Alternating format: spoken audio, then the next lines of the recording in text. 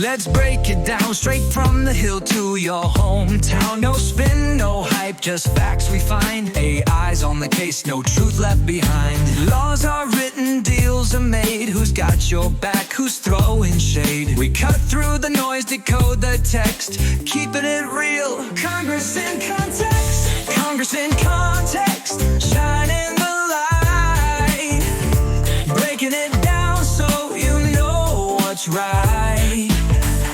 Policies, votes, who's working for you? We bring the facts, the power is you. All right, welcome back, Deep Divers. Ready for another fascinating journey into the halls of Congress? Always. Today, we're cracking open the Congressional Record for February 21st, 2025. It's a Friday. You might think things would be winding down before the weekend. Yeah. But trust me, there's always something interesting happening on Capitol Hill. Never a dull moment, that's for sure. So let's dive right in. The House was called to order by Speaker Pro Tempore Harriet Hageman. Interesting. Now, the usual Speaker, Mike Johnson, chose her specifically for this role. That's worth noting. Could be a sign of Johnson's trust in Hageman, maybe even positioning her for a larger leadership role down the line. Right, or maybe it's just a chance to give her more visibility, you know? Let her test the waters a bit. Yeah, gotta love a little political maneuvering, right? All part of the game. The session began with Chaplain Margaret Grun-Kibben offering a prayer. And what struck me about this one is that she specifically mentions the upcoming anniversary of the Ukraine conflict. Yeah, a year later, and that conflict and its global implications are still very much on everyone's minds. Absolutely. Okay, so the House adjourned until Monday, February 24th for morning hour debate. Which is basically open mic night for Congress, right? Pretty much. The Senate, on the other hand, was already out, scheduled to return on the same day. And then we get hit with a waves of executive communications. 71 of them. 71. Covering everything from EPA rule delays to national emergencies concerning Libya and Cuba. It's a lot to unpack, for sure. Let's pick one that might be particularly relevant to our listeners. How about EC 442, the one about the national emergency regarding Libya? Ooh, yeah, that one sounds a bit intense. Basically, President Biden is informing Congress that the national emergency concerning Libya declared way back in 2011, by the way, is going to continue. So still unstable enough over there to warrant these emergency powers. That's what the administration is saying, yeah. And this continuation has some real implications. It gives the president a lot of leeway in terms of sanctions, blocking assets, you name it. Interesting. I bet this sparks some debate about the effectiveness of those measures and the U.S. role in the region overall. Absolutely. And maybe even some discussion about presidential power in general. Okay, so executive communications, check. Now, for the main event, the bills. Bring on the bill. Over 70 new bills were introduced, covering a wild array of topics. Is there anything Congress doesn't try to legislate? It seems like they have an opinion on just about everything. But if you look closely, some clear themes do emerge. Okay, I'm all ears. What are we seeing? We've got a bunch related to healthcare. Of course. Some focused on the economy, and naturally a good chunk dealing with foreign policy. Sounds about right. All right, let's pick a few that stand out, either because they're super relevant to our listeners or just too intriguing to pass up. I'm going with H.R. 1460, the bill about relocating agencies outside of D.C., H.R. 1498, the UN withdrawal bill, always a fun one to debate, and H.R. 1502, which is about awarding a congressional gold medal to the North Plot Canteen that served millions of troops during World War II. Now that's a story I'm looking forward to hearing more about. Great choices. Okay, H.R. 1460, the relocation bill, is fascinating. This one pops up every now and then, tapping into that sentiment of wanting to decentralize power, you know, drain the swamp, all that. So the argument is that moving agencies out of D.C. would make the government more efficient. Yeah, less bureaucratic, maybe even save some money.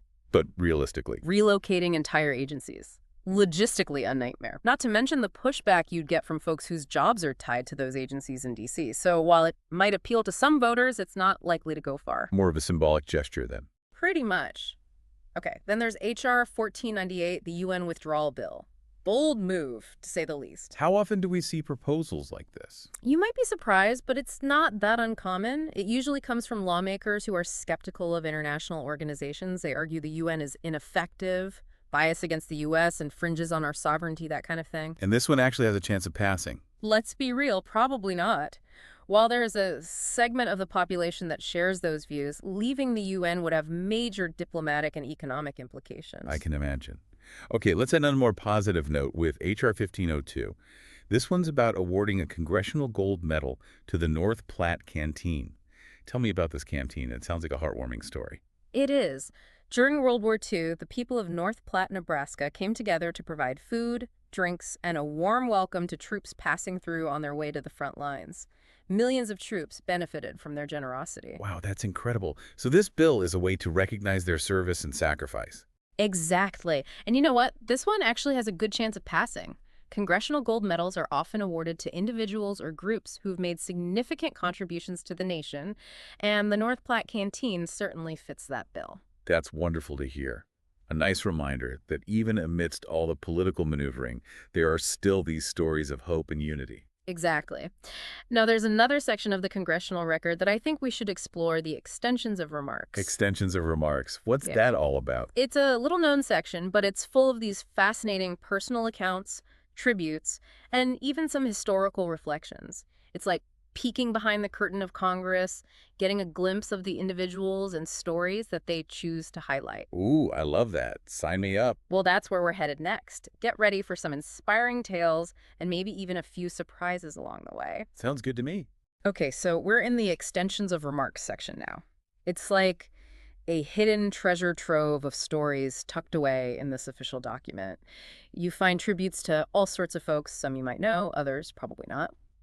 But each one offers a glimpse into those values and stories that Congress, they choose to highlight. It's like we're getting a peek behind the curtain, right? Seeing a different side of Congress. Exactly, beyond just the bills and the political battles.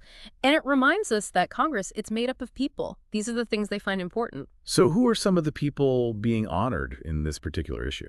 Well, we've got Ruby Juanita Fleming Bridgeforth. Her story's on page H725. Okay, I don't recognize that name. What did she do? Ruby was a trailblazer, broke barriers in the U.S. Postal Service, rose through the ranks to become the first Black senior plant manager of the Central Florida District. And get this, she took their performance ranking from number 72 to number 5 in just 3 years. Wow, talk about a turnaround. Right. Amazing. And then we have Fire Captain Brett Butler on pages H725 and H726. This guy's a true hero. Helped save a hotshot crew during the Mendocino Complex fire. Oh, wow. Yeah, that was a devastating one. A real reminder of the courage that our firefighters, they show every day. They run towards danger while most of us run away. Captain Butler, he's a prime example of that. Incredible. Okay, who else is in here? Let's see. On page H726, there's World War II veteran Donald Graves. He's about to turn 100. A century. That's remarkable. And then we have Sandy Oppenheimer, another World War II vet who remembers the day JFK was assassinated. His story's on pages H728 and H729. It's a reminder, I think, of how these individual lives intersect with these huge moments in history. Yeah, it's one thing to read about those events in a history book. It's another to hear about it from someone who was there. Absolutely. Okay, last one I wanted to mention, a tribute to the LaPorte Little Theater in Indiana. They're celebrating 100 years of community theater. A whole century. That's fantastic. Yeah, I know, right? It's on pages H731 and H732. I mean, a century of bringing people together through storytelling. It's really special. It is. All these tributes, it's interesting how they act as a kind of collective memory, preserving those stories, celebrating achievements that, might otherwise be overlooked. It's true. And I think it's important for our listeners to know that these tributes exist. They offer a window into the values of our elected officials, what they choose to highlight, what they think is worthy of recognition. It makes you realize that the Congressional Record isn't just about laws and procedures. It's about people, their stories, their impact. Exactly. And it's a good reminder, I think, that even amidst those political disagreements and those really complex policy debates, there's still room for compassion, for recognizing achievements and just celebrating, the good things happening in our communities. Absolutely. Now, we've covered a lot of ground today, but there's one really crucial aspect of the Congressional Record that we haven't touched on yet. You're right. We've got to talk about the bigger picture.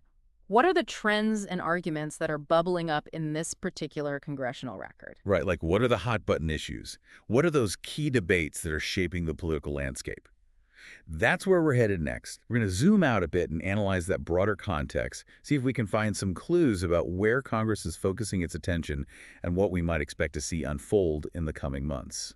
All right, we've explored the procedural side of this congressional record, uncovered some inspiring stories. Now, let's step back. Big picture time. What are the hot-button issues, the recurring themes that are shaping things in February 2025? Well, one word. Healthcare. It's always a big one, of course. But this congressional record, it really underscores those tensions. We've got a stack of bills proposing changes to Medicaid, Medicare, drug pricing, the whole 9 yards. Yeah, it's a battlefield out there. And it's not just about the specifics of each bill, right? It gets to those fundamental questions about the role of government. Exactly. How much should the government be involved in healthcare? Who pays? How do we balance access and affordability? These are the big questions.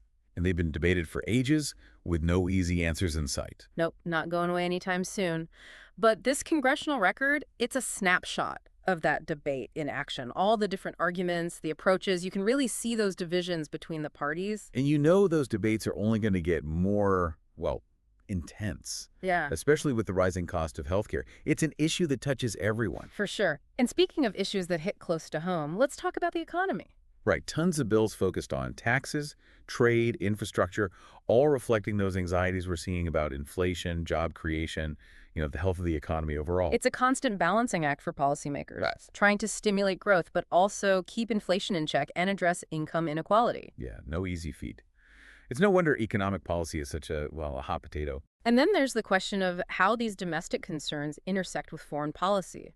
We talked earlier about that bill proposing sanctions against Mahan Air, the Iranian airline. Right. That's a perfect example. Those decisions made in Washington, they can have ripple effects all over the globe. It's a complex web, that's for sure. You make one move, and who knows what the consequences will be. Exactly. And on the foreign policy front, we can't forget about that recurring theme of isolationism. The bill to withdraw from the UN, it might be a long shot, but it reflects a broader sentiment. Yeah, that the U.S. should be less involved in global affairs, kind of go it alone. It's a tension that's been present throughout U.S. history, really, and this congressional record. It captures both sides of that argument. Right, you see bills promoting international cooperation, and then others calling for a retreat from global engagement. It's fascinating.